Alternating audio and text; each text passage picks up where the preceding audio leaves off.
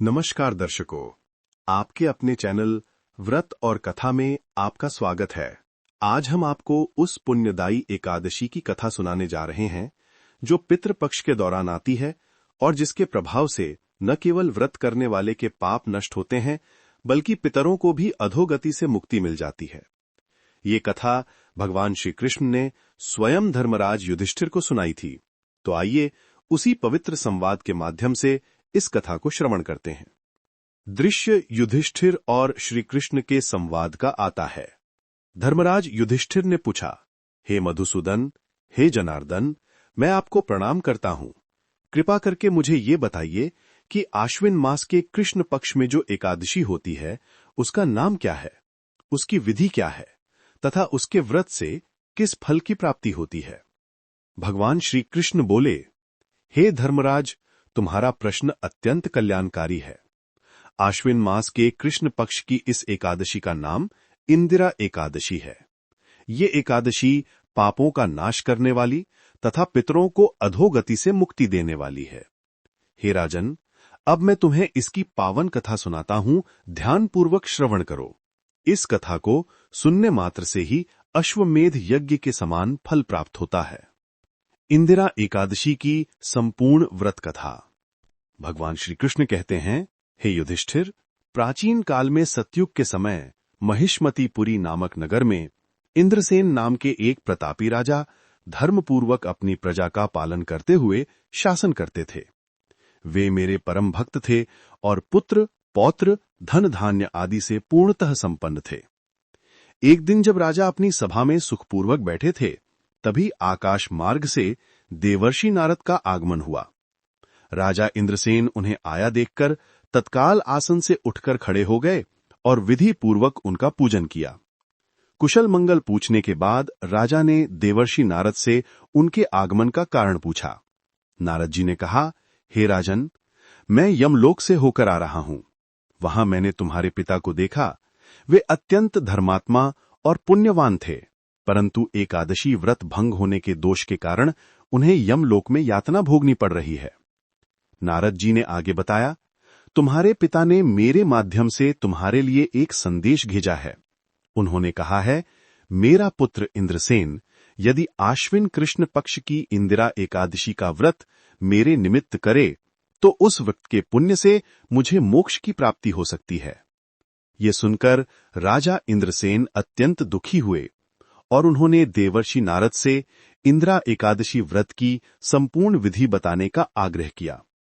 तब नारद जी बोले, हे राजन, दशमी तिथि के दिन प्रातःकाल श्रद्धापूर्वक स्नान आदि से निवृत्त होकर पितरों का श्राद्ध करें और उस दिन एक ही बार भोजन करें। एकादशी के दिन प्रातःकाल दतुन आदि करके स्नान करें, फिर व्रत का संकल्प लें। दोपहर के समय शालिग्राम शिला की स्थापना करके विधि पूर्वक पितरों का श्राद्ध करें और ब्राह्मणों को फलाहार का भोजन कराकर दक्षिणा दें। इसके बाद धूप, दीप, गंध, पुष्प, नैवेद्य आदि से भगवान ऋषिकेश यानी विष्णु जी का पूजन करें। रात्रि में भगवान के समीप जागरण करें। अगले दिन अर्थात द्वादशी को प्रातःकाल पुनः भगवान का पूजन करके ब्राह्मणों को भोजन कराएं। इसके बाद भाई बंधुओं और परिवार सहित स्वयं मौन होकर भोजन करें। हे युधिष्ठिर, देवर्षि नारद के बताए अनुसार राजा इंद्रसेन ने विधि विधान से इंदिरा एकादशी का व्रत संपन्न किया। उस व्रत के पुण्य प्रभाव से उनके पिता यमलोक की यातनाओं से मुक्त होकर गरुड़ पर बैठकर सीधे मेरे बैकुंठ धाम को चले गए। स्वयं राजा इंद्रसेन भी इस व्रत के प्रभाव से मृत्यु के पश्चात बैकुंठ लोक को प्राप्त हुए। व्रत और पूजा विधि।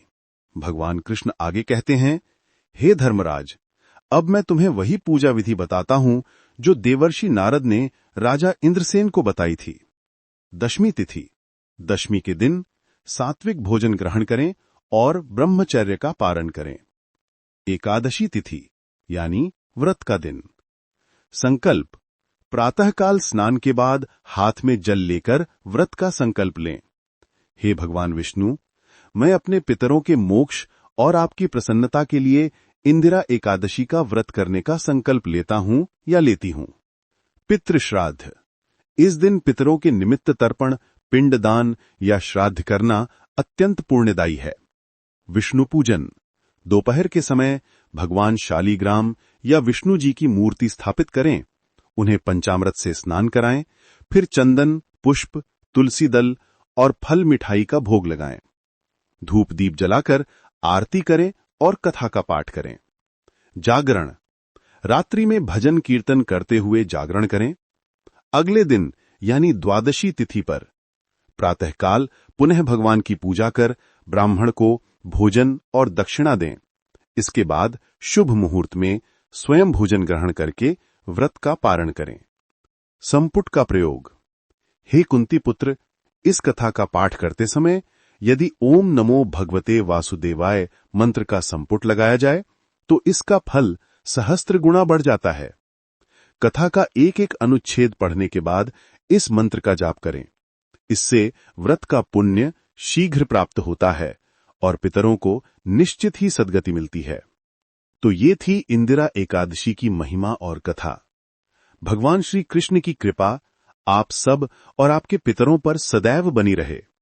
अगर आपको ये कथा पसंद आई हो तो कृपया वीडियो को लाइक करें, अपने परिवारजनों के साथ शेयर करें और हमारे चैनल व्रत और कथा को सब्सक्राइब करना न भूलें। कमेंट बॉक्स में जय श्री कृष्ण अवश्य लिखें। अगली कथा तक के लिए राधे राधे।